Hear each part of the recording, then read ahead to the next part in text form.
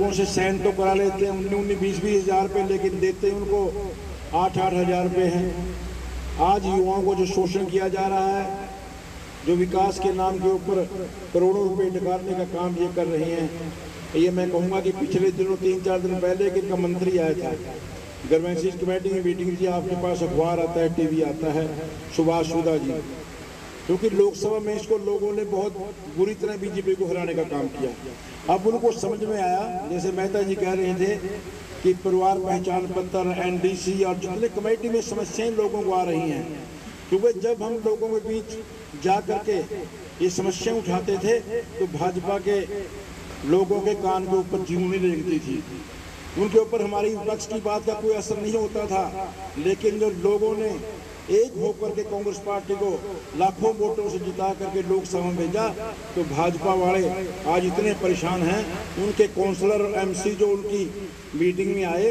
उन्होंने कहा जी एंटी की समस्या है, ये जो बात हम विपक्ष वाले बोल रहे हैं, लोगों की समस्या उठाते हैं, आज उसी बात को दोहराने का काम भाजपा के लोग कर रहे हैं। तो साथियों,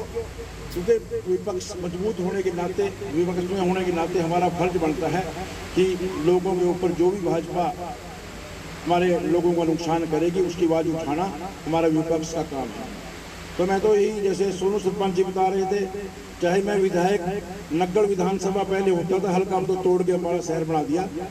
यहाँ से वीना सिपड़ एमएलए होती थी, लेकिन कोई भी काम कोई साथी मेरे पास आता है, हमारे तो घर ध्यान भी नहीं, जैसे सरपंच साहब बता रहे थे, जो भी आया साथी उठा के हमारा फोन करने में क्या जो लगता है किसी का भला हो जाए बेचारे का, और पुरानी याद उन्होंने याद करा दी। आज वही